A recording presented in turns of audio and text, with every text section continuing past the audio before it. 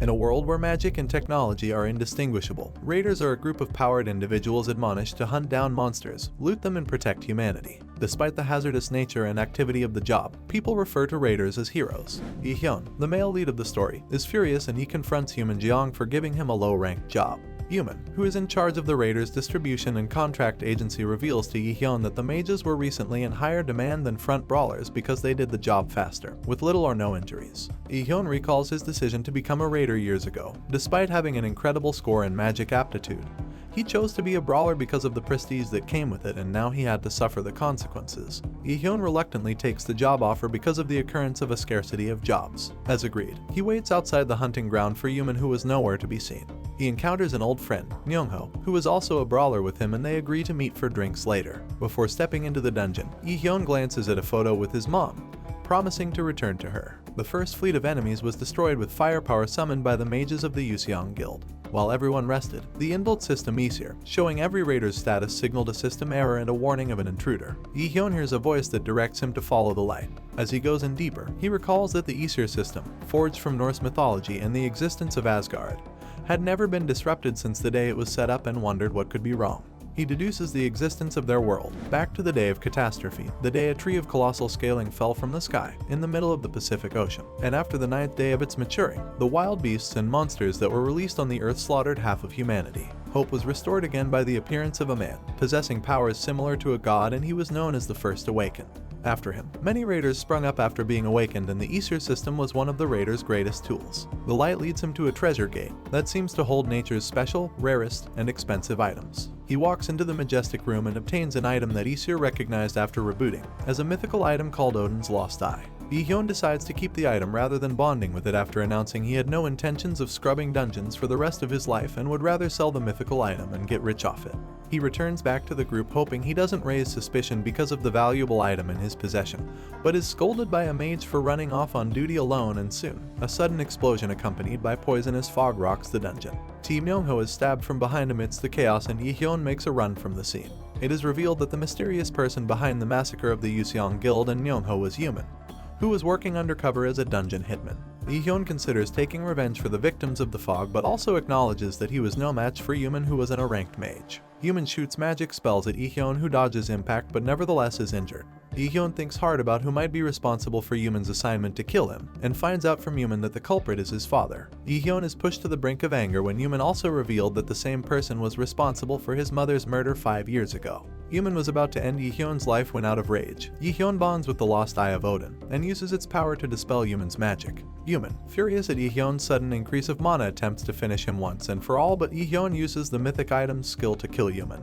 Unfortunately, Lee-hyun's new powers didn't come without consequences. He fell to his death after the battle. At the brink of death, Lee-hyun is given a choice to travel back in time to a desired period after the system downloaded new software. He takes it as an opportunity to survive and is teleported back to the past, where he awakens with new skills and meets his mother, alive. He sees the time jump as an opportunity to become a mage. Over dinner, Lee-hyun tells his mother about his decision of being a magic mage in his academy, and she supports him. Lee-hyun, now bearing the knowledge of the future, plans to annihilate his father and prevent the future he once knew from happening. After exploring his skills and creating strategic plans on how to grow stronger, he receives texts from Yu Jeong, his friend who fell victim to a stray bullet in his childhood. It gladdened his heart that he now had the power to save her, and agrees to meet with her at Seong-yoon's concert. Turns out Seong-yoon, also known as the Holy Lady of Korea and the guild master of the popular guild, Yeonhwa, was on the verge of collapsing. It is revealed that the more she used her skill, the more it drained her life energy. At the event, while Yu Jeong and the public enjoy Seong-yoon's speech, Lee-hyun, who knows her fate because he's from the future, thinks of ways he could copy her healing skill, which is sacrifice. After the event, Lee-hyun blackmails Seong-yoon's driver, Seong-yi, about her illness, which is being kept a secret from the public, and this makes Seong-yoon invite Lee-hyun in after hearing he had a cure for her. He explains the terms to cure her will have him copying her skill with the help of the mythic item he possesses, and despite being uncertain about it, she allows him. Lee-hyun brings to the table a condition of having Yeonhwa's financial and organizational support if he heals her, while Seong-yoon counters his condition, also bringing up the fact that Yeonhwa is out of the term of the bargain since nobody in Yeonhwa was aware of her illness. Seong-yoon offers to recruit Lee-hyun after taking into account his knowledge, his skills, and his confidence before the most influential guild's leader, herself. Lee-hyun is in awe at such a great offer but decides to wait till it's the right time.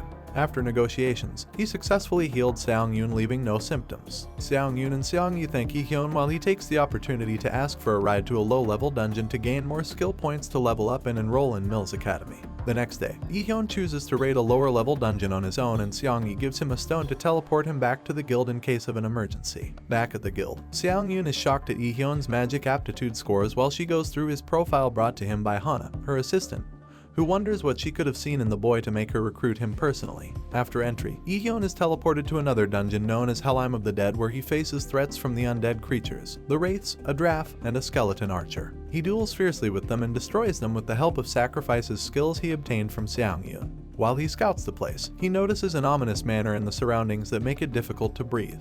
His next opponent, the dungeon boss, Nightshade, arrives, and the system indicates its extremely dangerous levels and advises Lee-hyun to escape immediately. At the peak of impact and Lee-hyun teleporting out with the stone, a devil-like woman appears and recognizes Lee-hyun as their guest, also known as the Child of Defiance. The system recognizes the woman as Hel, Loki's daughter. She wonders what potential the boy had and leaves him with the task to destroy Nightshade in 2 months when he was stronger, and the penalty for failure was death. Lee-hyun returns confused but also aware the task ahead of him would require him to get stronger. The next day, he visits Seong-yoon in exchange to join her guild.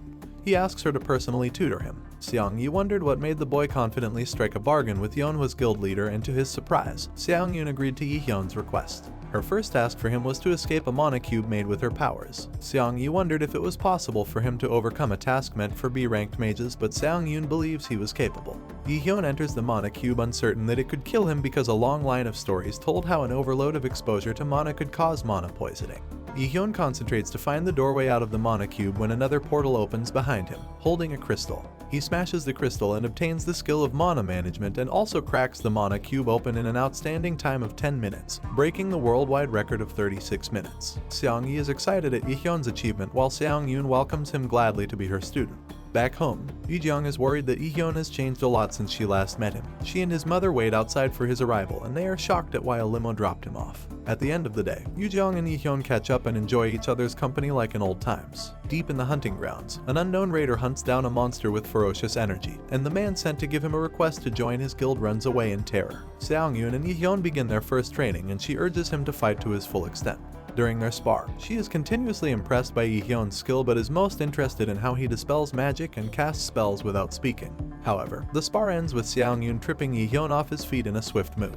She also acknowledges Lee-hyun's skills after the sparring. Later that day, Yu-jung and Lee-hyun meet for his private tutoring on magic usage. Earlier, he enlisted Yu-jung's help while he pursues his goal to be a mage. However, Lee-hyun doesn't spill the truth about the task given by Loki's daughter, Hel, and that his life was on the line. He had to do anything to get stronger within 2 months. At the Yeonhwa's training center, Seong-yoon discusses with Seong-yi about Lee-hyun's potential to become the second S-tier raider after her. Lee-hyun explores a new venture while trying to create a magic boost elixir, but fails awfully at it after 3 attempts to brew the elixir. His frustration also clings to the fact that the elixir is made 5 years into the future, so he's the only one who knows the recipe, so he cannot ask any other person for help. He seeks help and decides to visit the alchemist who founded the elixir recipe and released it to the public in his timeline, the alchemist Yiseng, who is currently in his first year at Mills Academy. Lee-hyun walks through the borders and into Mills Academy, the same place he spent his childhood in his past life, although this wasn't a time to recall childhood memories as he had an important mission. After entering the school premises, he searches the place for Yiseng till he finds him in the middle of a crowd being bullied. Lee-hyun fights off Yiseng's bully with the lessons he got from Seong-yoon and Yu-jung, impressing the crowd that watched and Yiseng himself before stalling him by taking him to the health center. They get halfway and Yiseng questions if Lee-hyun was sent by his father, who was the first S-tier in Korea after the first awakened disappeared, but Lee-hyun declines. He reveals to Yiseng that he knows about his secret potion sales on the black market. It also appears Yiseng is terrified about his father finding out he's secretly into alchemy. Lee-hyun agrees with Yiseng to keep his secret if he produces an elixir to boost one's mana forever. Lee-hyun counts Yiseng as his secured next connection to get revenge on his father. That was the end of part 1 of Mythic Item Obtained. Thank you for watching, and if you want me to make part 2, then please comment down below. If you liked this video, make sure to subscribe and hitting the bell icon so you get our channel's posts as soon as they get published.